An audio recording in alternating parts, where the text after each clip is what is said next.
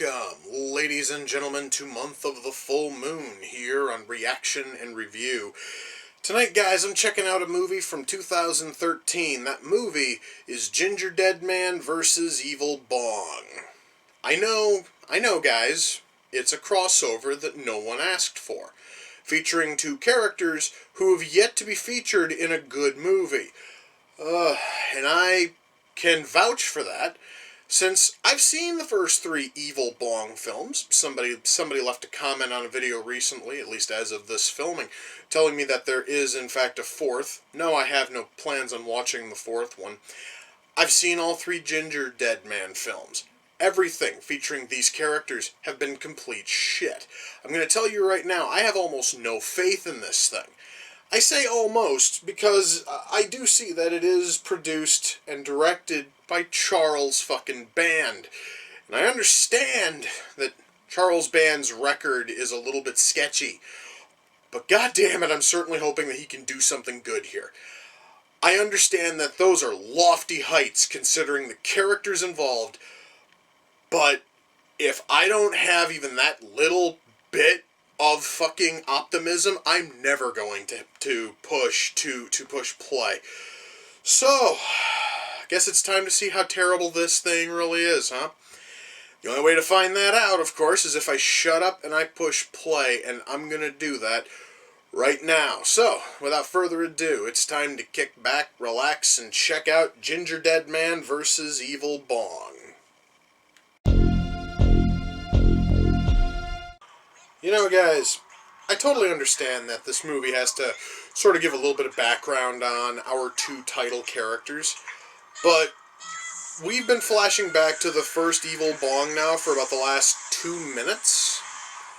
If I really wanted to watch that much of the first Evil Bong, I would sit down and I would re-watch the fucking thing.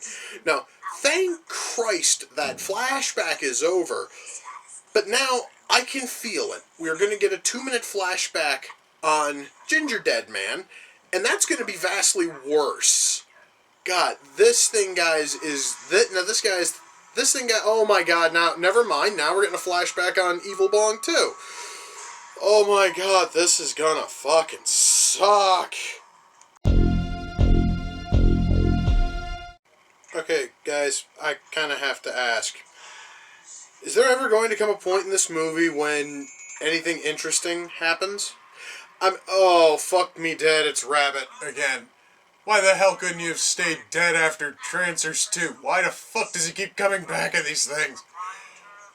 Oh my God. Okay. This movie just got a hell of a lot worse, because the most irritating character in all of the Evil Bong films is back. Why the fuck is he back? God damn it. I fucking called it. I knew it. I fucking knew we were gonna get flashbacks to fucking Gingerdead Man. But hey, at least I get to see a little bit of Gary fucking Busey, and Gary Busey was the only thing worth it in the original Gingerdead Man.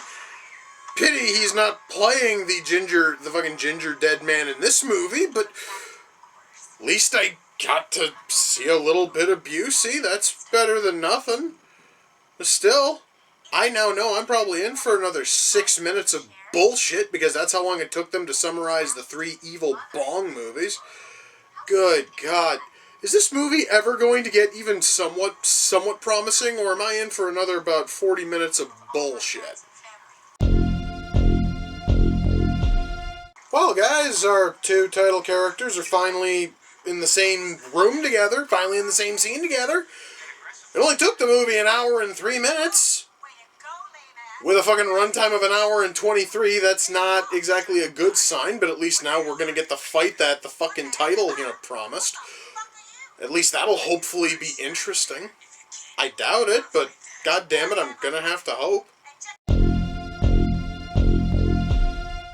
So, her vision inside the bong are the evil baked goods from Gingerdead Man 3, even though she'd never seen them until this point. Sure, I'm going to pretend that makes some level of sense. At least it's something I wasn't quite expecting. At least it was a bit more interesting than everything else I've seen in this movie, so... Oh, and we got another Busey cameo. Well, archive footage of Busey from the first film, so... Yay, at least that's another positive. Kinda. Well, guys, that was Gingerdead Man versus Evil Bong. Sweet fuck. That ending was shit. Of course, I say that the ending was shit because there was no fucking ending. Allow me, guys, to spoil this for you. Our two title characters are in the same scene together for less than a minute. The movie ends with our Gingerdead Man living happily inside of the Bong. That's it. Honest to God, that is the entire fucking ending. Is that both the Gingerdead Man and Rabbit are both happily living inside of the goddamn Bong. Jesus Christ almighty, that was tedious as hell. So what about the rest of the writing? Well, I will say it does keep up with the tradition of the 6 films that led into this one, because the writing here is just as empty, just as lifeless, just as generally shit as the 3 previous Evil Bong films and the 3 previous Gingerdead Man films. All 7 movies have been complete shit. None of them have a single likable character in them to speak of. No, correction. Evil Bong, the first one, at least had Tommy fucking Chong in there. And Tommy Chong at least can be likable in damn near anything that you put him in. And of course I wouldn't have remembered that if we didn't get at least 45 seconds of Tommy Chong dialogue in the 6 minutes of flashback footage dedicated to the 3 previous Evil Bong films. At least they kept the flashbacks from the Gingerdead Man series to a minimum, but that's because the main character from the first Gingerdead Man, what the fuck was her name, Sarah? She's in this movie, and she's flashing back to events in the first movie. Thankfully, they have to keep the amount of footage to a minimum, so that way they don't have to pay Gary fucking Busey as much when they use footage of Gary Busey. Which is weird, because almost all the footage they use is footage of a pre-Cookie Busey. So, why then they couldn't have just tried to get Gary Busey to come in and voice the Gingerdead Man for this movie, I will never fucking know. But I'm going to touch on that shit when we get to acting. I'm still trying to talk about the writing. The dialogue. As much as people like to say that I swear far too much, it's not nearly as bad as this movie. So, oh god, what the hell was the name of the prick from Evil Bong? Larnell. Larnell is the only main character shy of Rabbit. Well, Rabbit's a secondary character from the Evil Bong films. Who I should mention, that character shouldn't even be here because if the Trancers series is anything to go by, which had the same actor playing the same character, Rabbit dies in Trancers 2. So Rabbit's technically been dead since 1991. What the fuck is that character doing in these movies? I understand, guys, that is a real minor nothing detail that I wouldn't have known if I hadn't been watching the Trancers films this month, but it's worth mentioning. Alright, so we have Rabbit and we have Larnell, both from the Evil Bong series here. Larnell is now running a head shop, which is funny because one of the other guys was running one at the start of Evil Bong 3. This is a totally different head shop. Larnell's only employee is this midget named, I think his name was String. I think he was called that twice. On top of the mountain of idiotic nicknames that Larnell continued to dump on him. I'll get to that shit in just a minute. The midget, honest to God, every other word out of the midget's mouth is either fuck or shit. And it feels so forced. It's like, it doesn't even sound like a natural flow in the dialogue. It literally sounds as if the actor is forcing himself to blurt out every single utterance of fuck and shit in the script as if he has a bad case of Tourette's or something. It's weird. It's weird, and it just makes the character annoying. Speaking of annoying, I hinted at Larnell earlier and all the nicknames he dumps on his little midget assistant. Larnell has a bad habit in this film. I should mention that throughout all the previous films, Larnell was basically, I guess, kind of sort of like the smartass of the group of stoner losers we followed across all three Evil Bong films.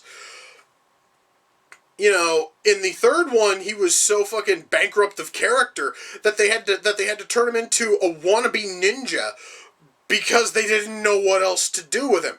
Well, now he throws nicknames on people, and it's a different nickname. Well, no, it's not even different every time, because he actually does repeat a few of them, where he basically will name check a celebrity or a character from a film, except he will work the name bro in there. I know for a fact that he called his little midget buddy Strings Lindsay Brohan at least twice. Both of those instances, I had to fight the urge to shut off the movie, because any character who can blurt something like that out, much less do it twice, does not deserve to be watched. Holy shit, I almost gave up on that.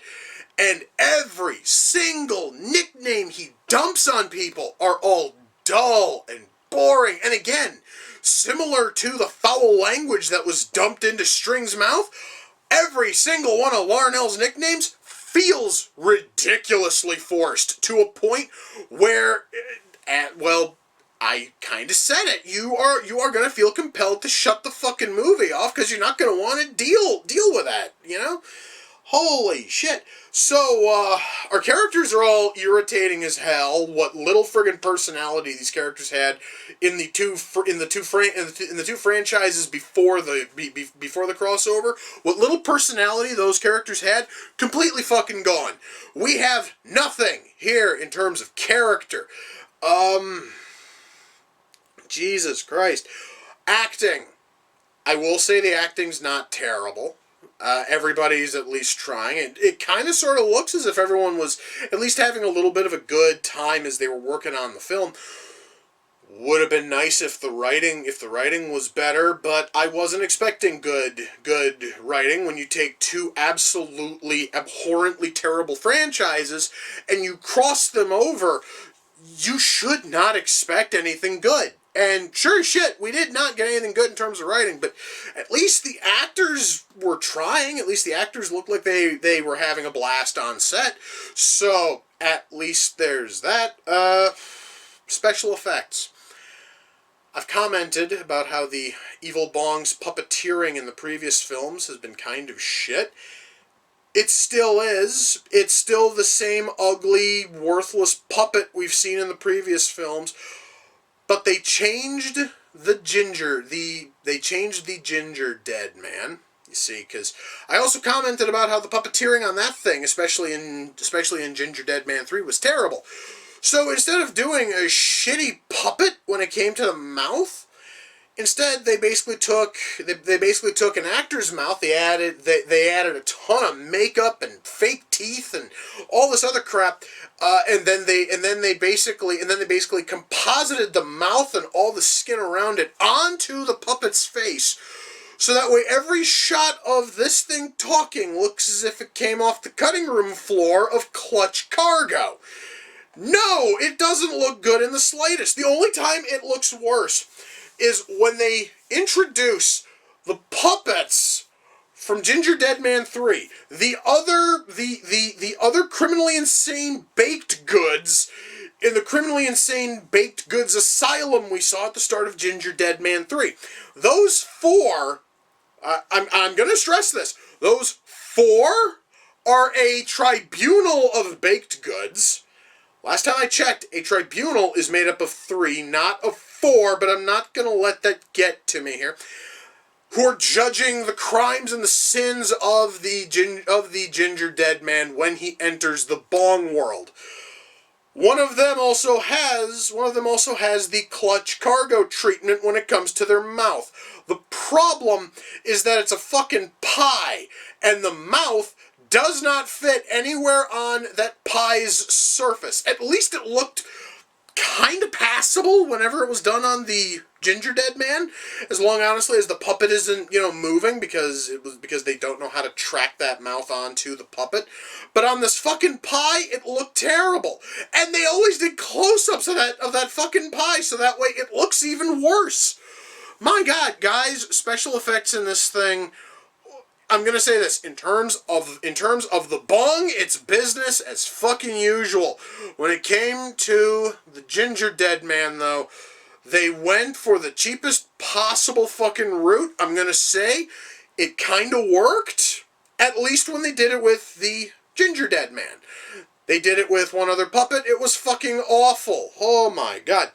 Alright, camera works fine, the lighting here is okay, our sound mix is decent. Oh, there is one other thing with special effects. The actress who played, God, was her fucking name Sarah? I have no more memories. The actress who played the main character in the first Gingerdead man movie also plays a character in all three Evil Bong films. They actually do have a shot, or they have a scene, where those two characters are bickering with each other. And there's like two shots, which are real easy, just real baby's fucking first special effect level stuff here, where they basically just composite one character into the same shot with the other, and it looked fine. At least I can say that much. It was at least worth mentioning, because at least it was something worth fucking trying. My God. Once more though, camera works fine, lighting is fine. God, everything else, guys, at least kind of works, except for the horrible writing and the god-awful special effects. Because of all of that, can I recommend Gingerdead Man vs. Evil Bong? No. Fuck no. The only way I could possibly recommend this smoking turd is if you liked the 6 previous smoking turds that led up to this, okay? If you liked the 3 previous Evil Bongs, if you liked the 3 previous Gingerdead Men, the previous Gingerdead Man films, then go ahead and watch it, because you obviously have a stronger tolerance for pig shit than I do, and you might actually enjoy it. As for me, this movie was trying desperately to be funny. It was not funny once. It was trying to be sexy. It wasn't sexy once. It was trying to be witty. There was not a shred of wit here. And for a movie based in for a movie that is based in the Gingerdead Man franchise, there is a shockingly low number of kills. Honest to God, he kills like 2 people over the course of the film. Seriously, guys, he kills 2 people on screen. That is just absolutely shameful, and both of those kills were shit, too, on top of that. No, I cannot recommend this. The only way I could, once more, is if you've seen the 3 previous Evil Bongs and the 3 previous Gingerdead Man films, and if you actually liked those, if you thought maybe it'd be cool to see the characters cross over, even though we technically saw that in the first Evil Bong because the Gingerdead Man is seen in the Bong world once. If you want to see even more of that, by all means, check it out, but I'm going to tell you right now, if you honestly want to see these 2 characters in the same scene together, you are going to get that for about 60 seconds, and it's really not worth it. Oh my God. Anyway, Gingerdead Man vs. Evil Bong came off the Amazon wish list. The person who sent it in was Robert. Robert, I thank you, because I am surprised anyone was willing to spend money to send in this, thing. Specifically because you, I guess, wanted to see me suffer. And you know what, dude? That is totally fine, because I was stupid enough to put it on there, so I basically had to deal with it. And I would not have known how terrible this god-awful thing was if you hadn't have sent it in. Please, guys, swing on over to Robert's Amazon profile. Check out everything he has, written there. Robert, once more, I do have to thank you because I do know that you've sent in a ton of stuff for this series, and it honestly does not matter if it really doesn't matter to me if the movies are good or bad. Honestly, dude, is just simply the fact that you have sent in a bunch, and for that, I thank you. You fucking rock. Once more, guys, please swing on over to Robert's Amazon profile and check out all the various things he has written over there. As for me, I was looking at my DVD collection earlier, and I saw a movie on that shelf that I haven't watched in about 5 years. And it happens to be a full moon film. And that movie is Blood Dolls. I'm going to go and watch that because I want to be reminded of when Charles Band actually knew how to make good fucking movies instead of pig shit like this. Oh my god. So I'm going to go grab my Blood Dolls DVD. I'm going to throw it in, and I'm going to have a whole fuckload of fun, and I'm going to pretend that this goddamn movie never fucking existed. And with that, my friends, we come to the close of another reaction and review. Until next time, ladies and gentlemen, take care, and I will see you all in the near future. Peace.